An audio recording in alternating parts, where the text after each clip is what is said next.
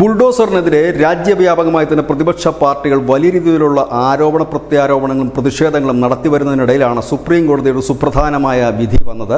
ബുൾഡോസിംഗ് വേണ്ട എന്നൊരു വിധിയായിരുന്നു. ഏതായാലും യോഗി ആദിത്യനാഥ് ബുൾഡോസർ തൽക്കാലം ഉരുട്ടേണ്ട എന്ന് തീരുമാനിച്ചു. പകരം കൊടുത്തത് ഒരു വമ്പൻ പണിയാണ് എന്ന് പറയാതിരിക്കാൻ കഴിയില്ല. പക്ഷേ ഈ വാർത്ത ചില മലയാള മാധ്യമങ്ങൾ വളച്ചൊടിച്ച് നൽകിയതൊഴിച്ചാൽ ബാക്കി കുഴപ്പങ്ങളൊന്നും കാണുന്നില്ല.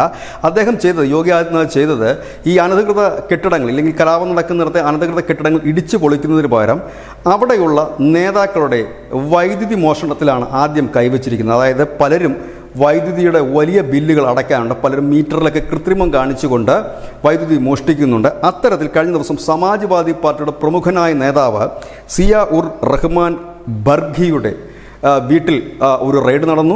അവിടെ 1.91 കോടിയുടെ വൈദ്യുതി മോഷണമാണ് നടന്നിരിക്കുന്നത്.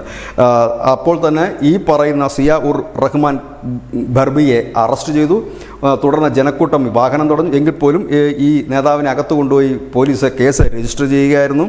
ഒപ്പം തന്നെ മറ്റൊരു നീക്കം അവിടെ നടക്കുന്നു. കലാപബാധിത പ്രദേശങ്ങളടക്കമുള്ള അനധികൃത നിർമ്മാണം നടക്കുന്നതും പ്രതികളുടെ വീടുകളിലുമൊക്കെയുള്ള മീറ്ററുകൾ പഴയതാണെങ്കിൽ ഈ സർക്കാർ അധികാരത്തിൽ, ഈ സർക്കാർ എന്ന് പറഞ്ഞാൽ കഴിഞ്ഞ 2017 യോഗി സർക്കാർ വരുന്നത്, അന്ന് പുതിയ മീറ്റർ നടപ്പാക്കിയിരുന്നു. ആ പുതിയ മീറ്റർ സ്ഥാപിക്കാതെ പഴയ മീറ്ററുകൾ സ്ഥാപിച്ച് ഇപ്പോഴും വൈദ്യുതി ഉപയോഗിക്കുന്നവർക്കെല്ലാം കൃത്യമായ പിഴയും ബില്ലും നൽകുകയാണ് ഇപ്പോൾ ചെയ്തുകൊണ്ടിരിക്കുന്നത്. വൈദ്യുതി മോഷ്ടാക്കൾ, കൃത്യമായി ബില്ലടയ്ക്കാത്തവർ, ഇതെല്ലാം തന്നെ ഈ ബുൾഡോസറിനെതിരെ സമരം ചെയ്തവരാണ് എന്നുള്ളത് തികച്ചും യാദൃശ്ചികമാകാം. ഏതായാലും ഈ ഒരു നീക്കം ഇതെല്ലാം നടക്കുമ്പോൾ നമ്മൾ കരുതും നമ്മുടെ കേരളത്തിലെ പോലെ മാസങ്ങളോ വർഷങ്ങളോ നീളുന്ന പ്രക്രിയയാണ്. അല്ല, ആദ്യം ചെല്ലുന്നു, വൈദ്യുതി മോഷണം ഉണ്ടെങ്കിൽ അപ്പോൾ തന്നെ നടപടിയെടുക്കുന്നു, പണം അടച്ചില്ലെങ്കിൽ അവരുടെ വസ്തുക്കൾ ജപ്തി ചെയ്യുന്നു.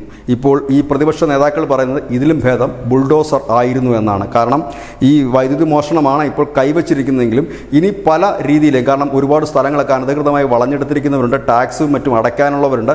അത്തരത്തിലേക്കൂടെ നീങ്ങിക്കഴിഞ്ഞാൽ ഏതാണ്ട് ഇതിനെതിരെ കലാപമുണ്ടാക്കിയ, ഇതിനെതിരെ ലഹള നടത്തിയ നേതാക്കന്മാരെല്ലാം പെടുമെന്നുള്ള കാര്യവും ഉറപ്പാണ്. News desk news Malayalam.